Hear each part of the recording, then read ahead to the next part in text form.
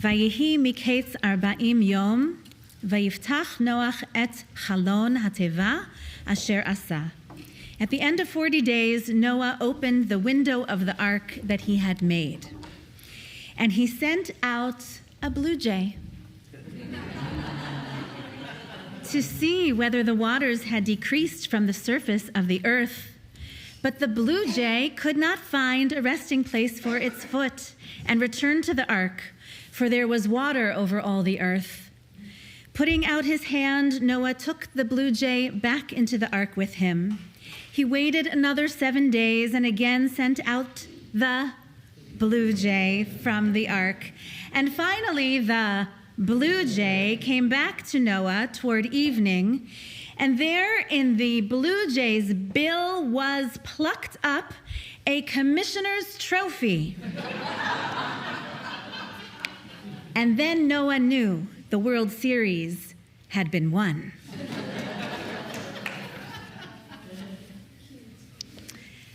It is fun, right? It's fun. So once again, I invite everyone to the watch party here Monday night for a big screen and good company and popcorn and all the snacks and all the fun. Maybe some singing too. I hate to miss it, but I will be, lucky me, in Jerusalem. And I'll be watching from there. I'm going as a delegate of Artsa Canada, of the Reform Movement of Canada, and I'll be joined there by additional delegates from Artsa, from Artseinu, really, from Reform Jews from all over the world.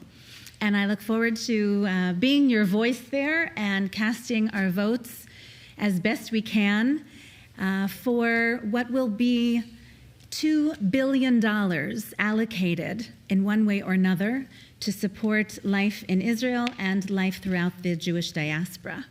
So it feels like quite a weighty responsibility. I'll be in very good company there with, I believe, 6 or 7 or maybe even 8 other members of Holy Blossom who are going in other capacities but will show up at the World Zionist Congress to represent and to be counted.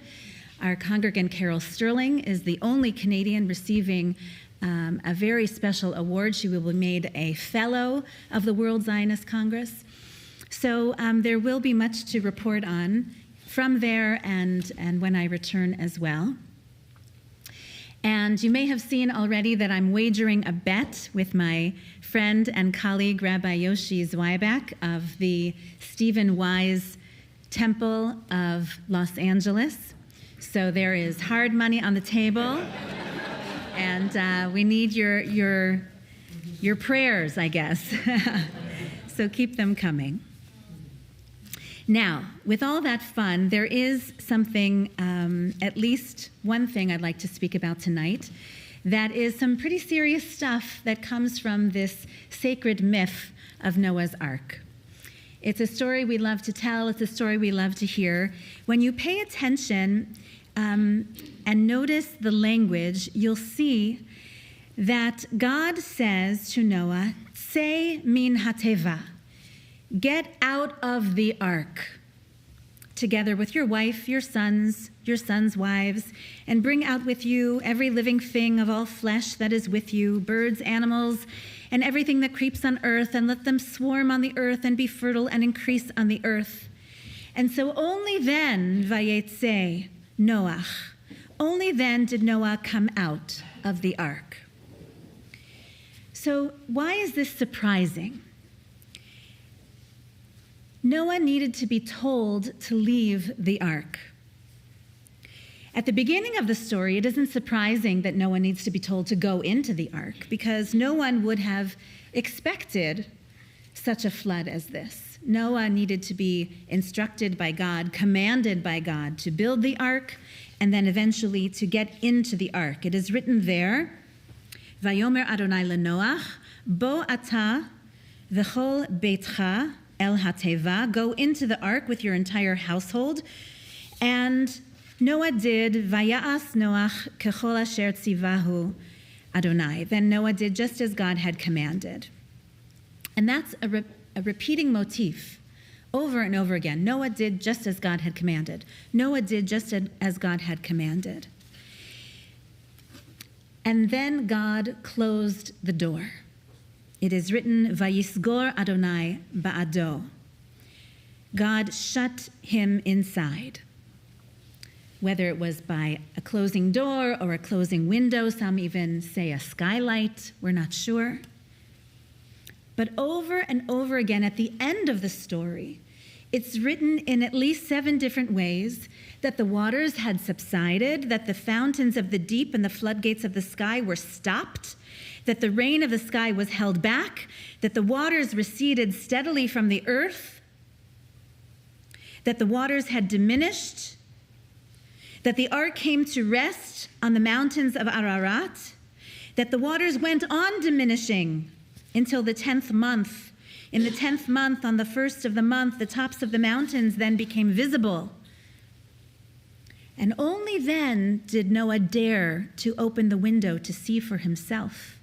Vayihi miketz 40 yom vayiftach Noach et hachalon. Noah opened the window of the ark that he had made. He was so tentative, he was so afraid. Even after the dove came back with the olive branch, even after the dove had disappeared for good because it had found a place to rest, Noah waited, and he waited, and he waited. Until finally God said, Tsei min hateva, get out of the ark. Midrash Tanchuma tells it like this. Once the waters abated, Noah should have left the ark. However, he said to himself, I entered the ark at God's instruction, as it is written in chapter 7, go into the ark. And so now, how can I leave it without God's permission?